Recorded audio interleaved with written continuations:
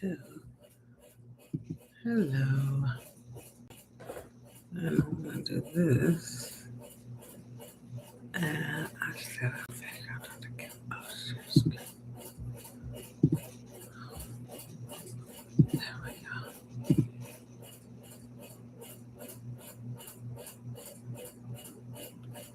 Okay.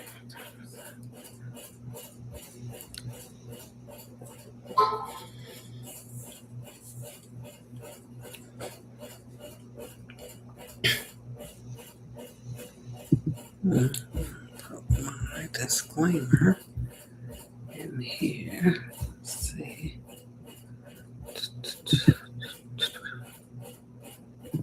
Command. Yes, it's still not showing out. Okay, let's see. I don't know why that's not. I'm gonna figure this out, and I mean I am determined. Okay, so maybe that's it. But then see, I still can't see the chat. That's okay.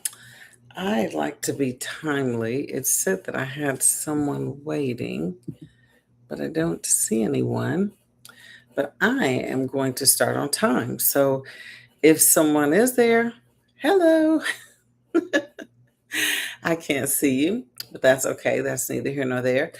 I would like to say hello for anyone that is on now or anyone that might join at a future date. And I want to say thank you so much for coming and sharing your time with me, because I understand that time is a precious commodity that we don't get back, and life happens.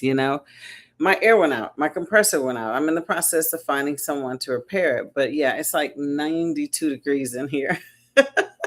But I'm a woman of my word, and when you say you're going to do something, you should try to keep your word. So here we go.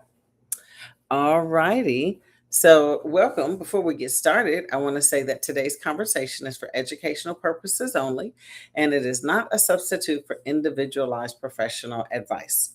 Today, we're talking about G. Why do I feel guilty when I'm already doing everything that I can? Again, this is for educational and informational purposes only, not medical advice, and individual needs may vary. Hello, and welcome back to Caregiving Made Simple, the ABCs of Caregiving, presented by Two's Company Companion Care and Servants Who Care. Thank you again for joining me. So, I just want to let you guys know that we are going through the ABCs of Caregiving, and so we are on G.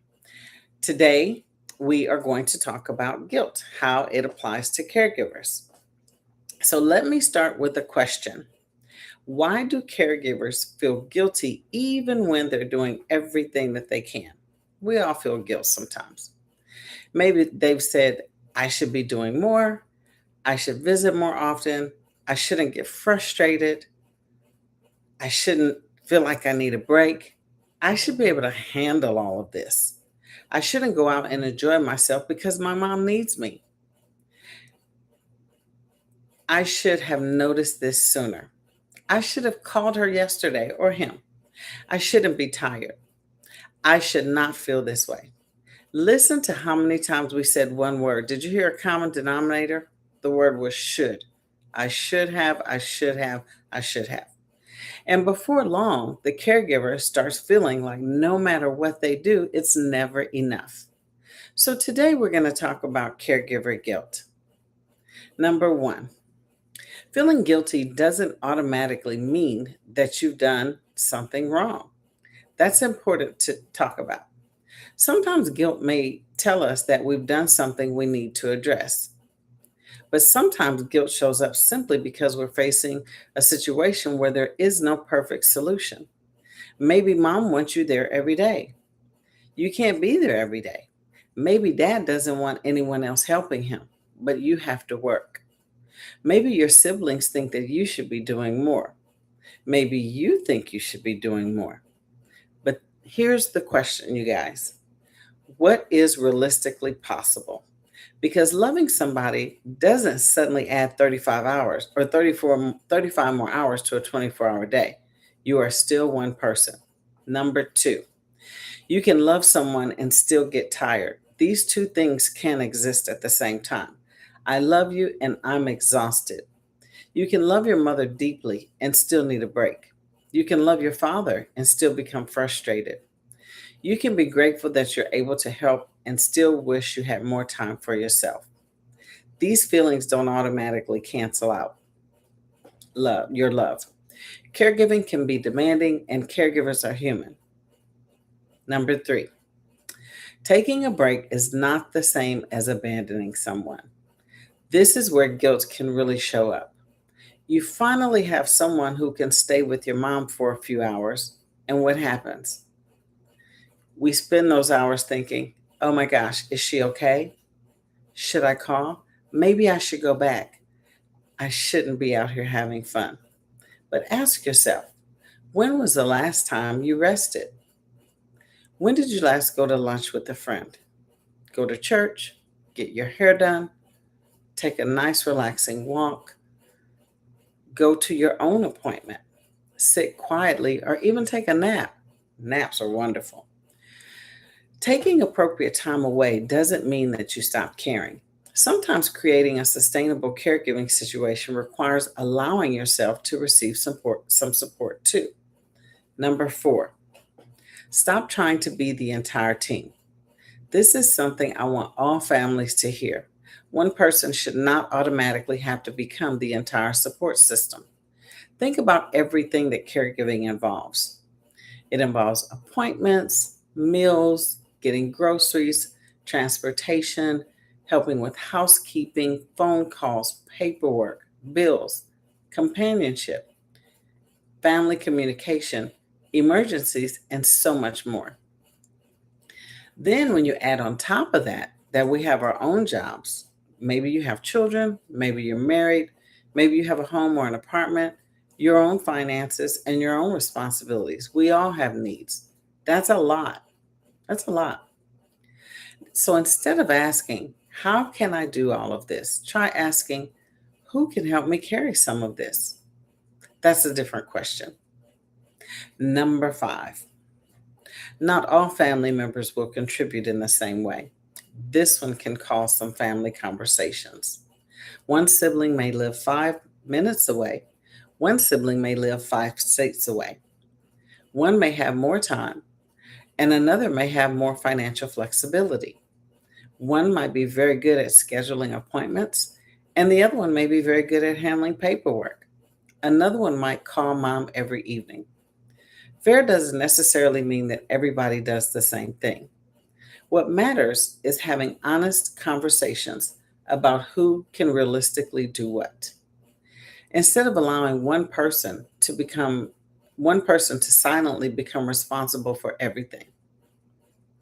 Number 6, watch the I'm fine caregiver. We talk so much about asking mom, how are you? But who's asking the caregiver, how are you? And caregivers can be just as quick to say, I'm fine. Maybe you're not sleeping well. Maybe you're constantly worried. Maybe you're becoming increasingly irritable. Maybe you're withdrawing from the things that you normally enjoy. Maybe caregiving is affecting your work, your relationships, or your everyday functioning. These are things worth paying attention to. If emotional distress, anxiety, depression, exhaustion, or other concerns are becoming persistent, severe, or interfering with your daily life, reach out to the appropriate qualified healthcare mental health professional. You don't have to diagnose yourself. You can ask for help. That's okay.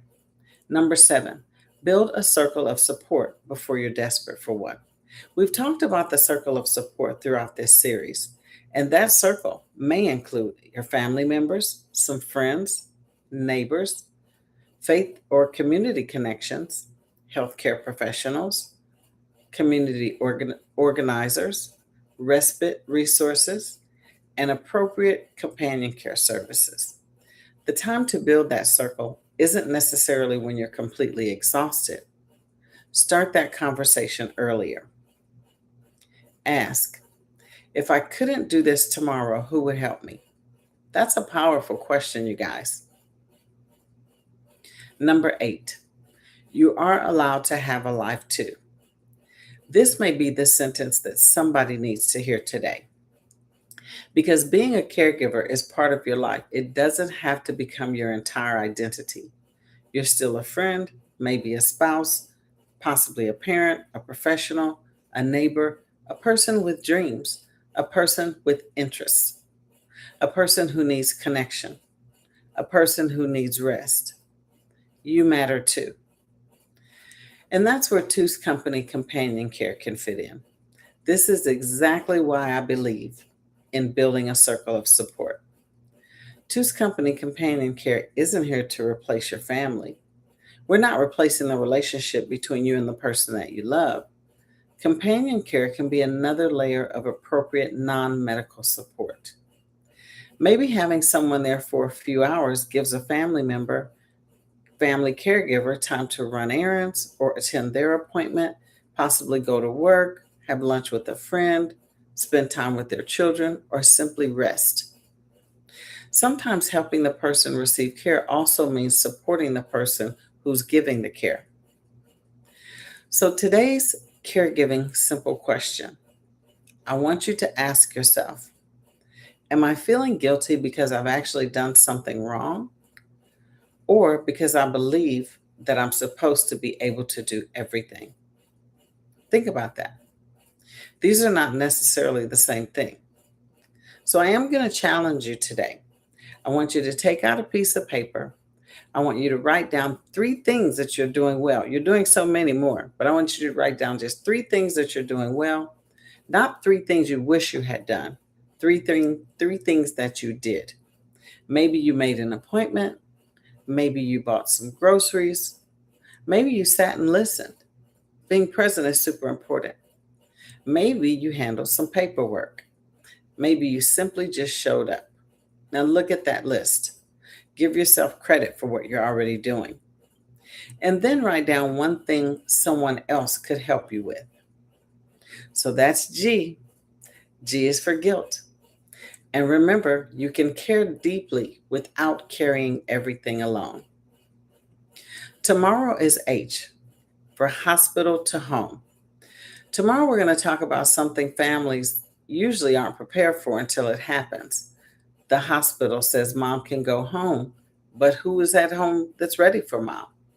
We're going to talk about questions to ask before discharge, preparing for home, medications, discharge instructions, follow-up appointments, transportation, meals, support, and who is actually going to be there once your loved one gets home. So stay with me as we continue all 26 letters of the alphabet, Caregiving Made Simple, the ABCs of Caregiving. I'm Demita with Two's Company Companion Care, along with Servants Who Care. And I want to read the disclaimer one more time because this content is provided for general information only. It is not intended to provide medical, nursing, mental health, legal, financial, or professional advice. Individual needs may vary. Please consult with the appropriate qualified healthcare, mental health, or other professional regarding concerns. If someone else you know is experiencing an emergency, please contact the appropriate emergency services. Take care of yourself, take care of each other, and as always, a mustard seed is all I need. I hope that you join me tomorrow for the letter H. I thank you guys so much for tuning in every day.